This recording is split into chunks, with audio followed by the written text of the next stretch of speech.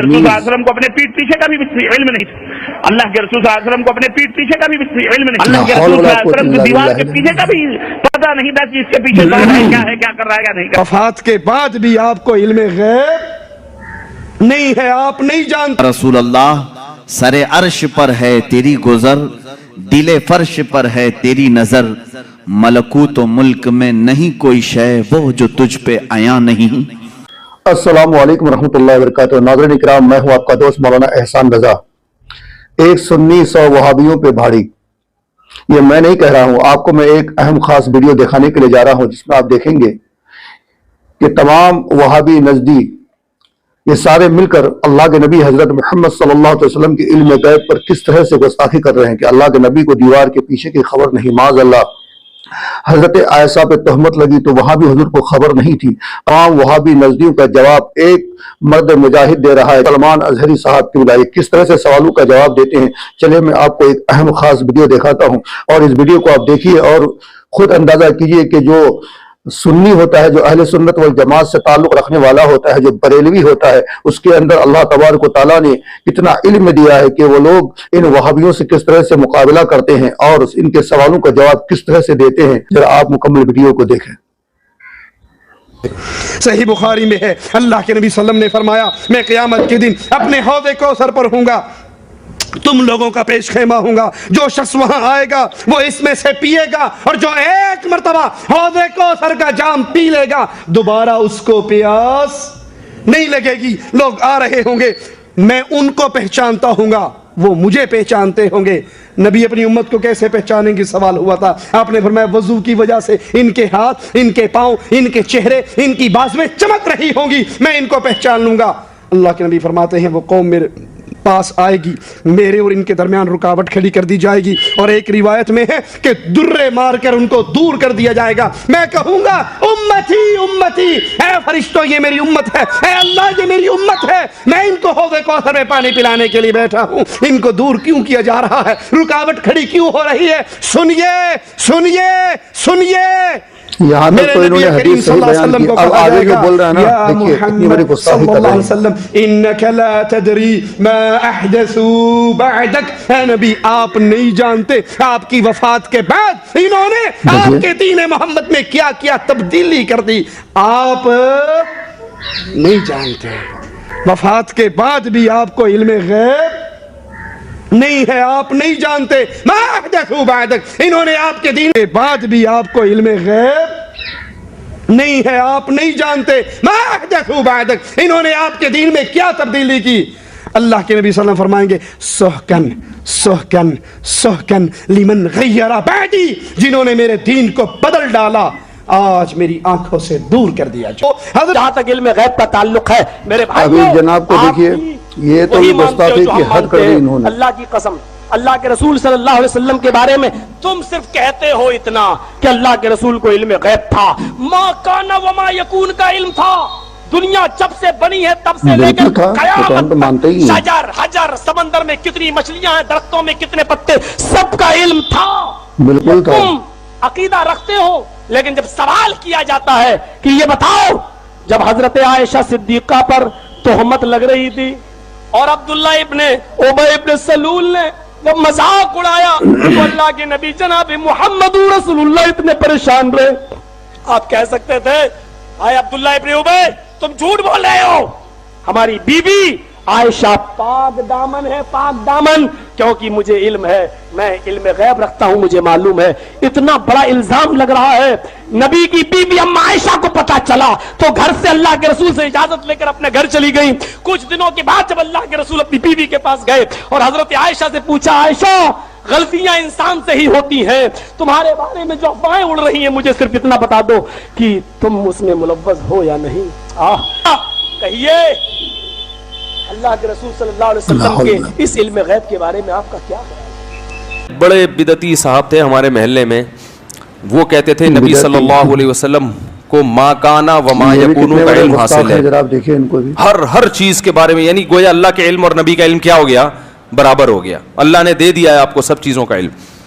تو ہم چلے گئے, بچے تھے, ہم نے ان سے پوچھا جا کے کہ حضرت یہ تو آپ کہہ رہے ہیں سب کچھ ہی پتہ چل گیا ان کو، تو اس کی دلیل کیا ہے؟ انہوں نے قرآن کی آیت پڑھی وما هو علی الغیب بضنین، ہمارے نبی غیب پر بخیل نہیں ہے، یعنی اللہ نے جو نبی کو غیب کا علم دیا تو ہمارے نبی اس میں بخیل نہیں ہے۔ بخل کہتے ہیں نا کہ اپنے پاس رکھ لینا چیز کو سنبھال کے، بخیل نہیں ہے، سخاوت کرتے ہیں اس علم میں۔ تو میں نے فوراً ان کو جواب دیا، میرے دماغ میں اس کا جواب، میں نے کہا بھائی اس سے کلی علم، سارا علم غیب مراد نہیں ہے۔ کہنے لگے کیوں؟ میں نے کہا اگر سارا علم غیب مراد ہوتا تو نبی پھر سارا علم غیب امت کو دیکھ کر جاتے، اگر کچھ اپنے پاس رکھتے تو بخل لازم آتا کہ نہیں آتا؟ تو قرآن تو کہہ رہا ہے وما هو علی الغیب بضنین، یہ تو بعد میں پھر میں نے گرامر پڑھی تو اور کچھ اس میں نقطے نکلے، جب اس وقت مجھے کچھ بھی نہیں آتا تھا، یعنی گرامر میں پتہ چلا اس میں تو آتا ہے ذرہ برابر بھی بخل نہیں کرتے۔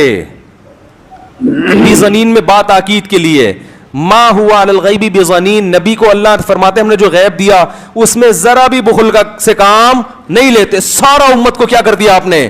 بانٹ دیا، کچھ بھی نہیں، یعنی اس میں بخل نہیں کیا آپ نے۔ تو میں نے کہا اگر اس سے کلی علم غیب مراد ہوتا تو پھر نبی صلی اللہ علیہ وسلم امت کو بھی عالم الغیب بنا کے جاتے۔ یہاں تو ہمارے نبی حضرت محمد الرسول اللہ صلی اللہ یہاں علیہ تو آپ وسلم سنیں گے نا تو آپ کو اس سے سب کو اٹھیں گے کہ کتنی بڑی گستاخی کر رہا ہے یہ گستاخ بے ادب اللہ کے رسول صلی اللہ علیہ وسلم کو اپنے پیٹ پیچھے کا بھی علم نہیں تھا، صرف دیوار کے پیچھے کا بھی پتہ نہیں تھا کہ اس کے پیچھے کون ہے، کیا ہے، کیا کر رہا ہے، کیا نہیں کر رہا ہے۔ اللہ کے رسول صلی اللہ علیہ وسلم کو دیوار کے پیچھے کا بھی پتہ نہیں تھا کہ اس کے پیچھے کون ہے، کیا ہے، کیا کر رہا ہے، کیا نہیں کر رہا ہے۔ اللہ کے رسول صلی اللہ علیہ وسلم کو دیوار کے پیچھے کا بھی پتہ نہیں تھا کہ اس کے پیچھے کون ہے، کیا ہے، کیا کر رہا ہے، کیا نہیں کر رہا ہے۔ نبی تو ہو ہی نہیں سکتا جسے کچھ نہ کچھ علم غیب نہ دیا جائے۔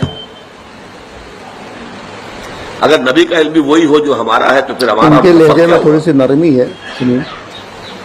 نبی نے فرشتے کو دیکھا ہے، نبی کو جنت اور دوزخ کی سیر کرائی گئی ہے، ملکوت السماوات والارض حضرت ابراہیم کو دکھائے گئے ہیں، کذالک نری ابراہیم ملکوت السماوات والارض۔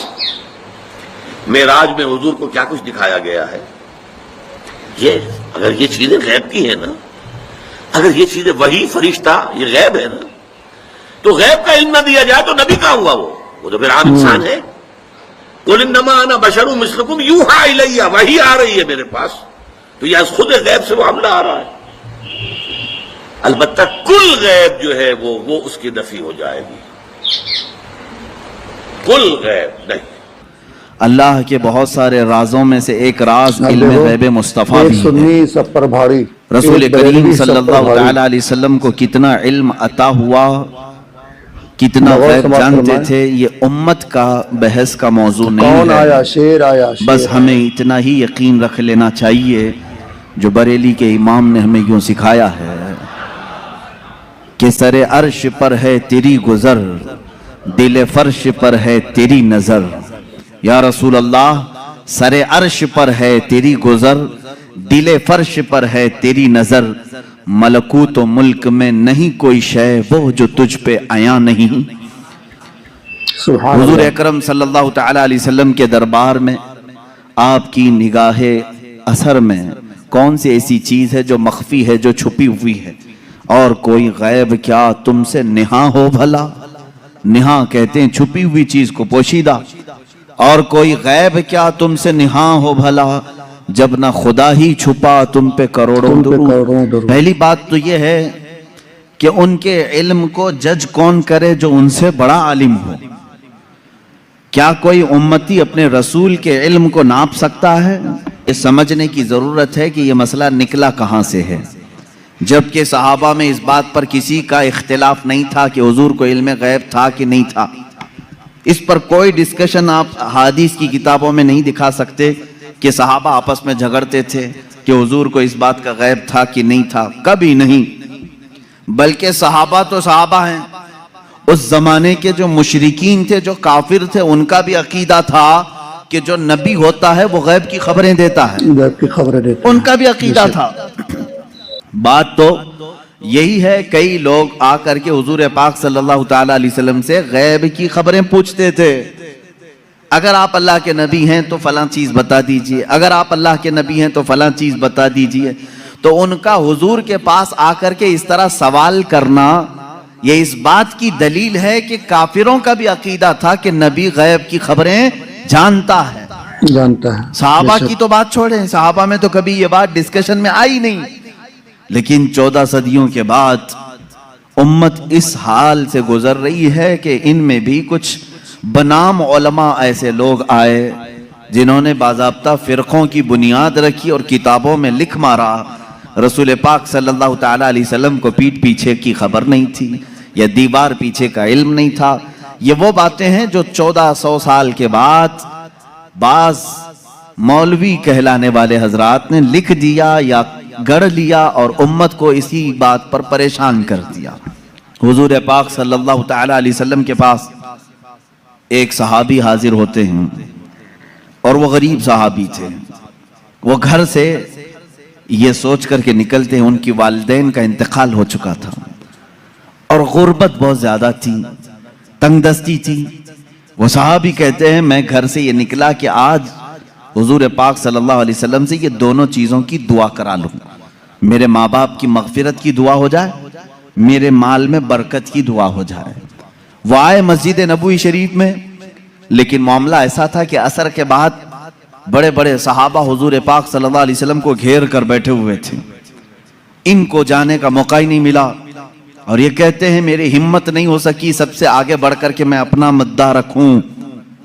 مغرب کی اذان ہو گئی، مغرب پڑھائی رسول کریم صلی اللہ علیہ وسلم نے، پھر جلسہ ہوا لیکن پھر صحابہ گھیر لیے. یہ کہتے ہیں مجھے بات کرنے کا موقع ہی نہیں ملا، دور کھڑا رہا. عشاء ہو گئی، اللہ کے حبیب صلی اللہ تعالیٰ علیہ وسلم عشاء کے بعد اپنے حجرے کی طرف روانہ ہو گئے، اپنے گھر کی طرف روانہ ہو گئے. صحابی کہتے ہیں آخر تک مجھے بولنے کا موقع نہیں ملا. سوچا کہ دروازہ کھلنے سے پہلے ایک بار موقع مل جائے میں بات کر لوں.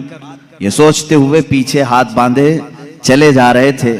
اللہ کے نبی صلی اللہ تعالیٰ علیہ وسلم آگے آگے چل رہے ہیں.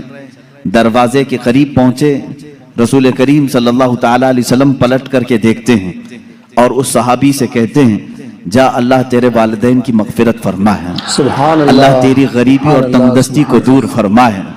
ملی وہ مراد بھی جو کہہ نہ سکا لب سے، میرے سکوت پر بھی میرے شاہ کی نظر گئی. عزیزان گرامی، یہ صحابہ کا عقیدہ تھا. وہ کہتے ہیں کہ مجھے بولنے کی ابھی نوبت بھی نہ آئی، اللہ کے حبیب صلی اللہ تعالیٰ علیہ وسلم نے اسی بات کی دعا میرے لیے فرمائی جس بات کا میں گھر سے سوچ کر کے نکلا تھا.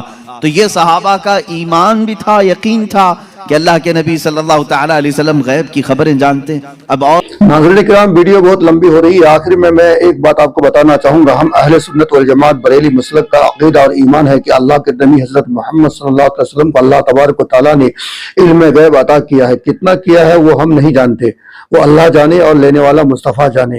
اور ہم یہ مانتے ہیں کہ اللہ کے نبی حضرت محمد صلی اللہ علیہ وسلم کو خود سے علم غیب نہیں ہے، تعالیٰ نے ان کو علم غیب عطا کیا ہے. خود سے علم غیب میرے نبی کو نہیں ہے بلکہ اللہ تبارک و تعالیٰ نے آپ کو علم غیب عطا کیا ہے. کتنا عطا کیا ہے دینے والا خدا جانے، لینے والا مصطفیٰ جانے. دیجیے اپنے دوست مولانا احسان کو اجازت. السلام علیکم ورحمۃ اللہ وبرکاتہ.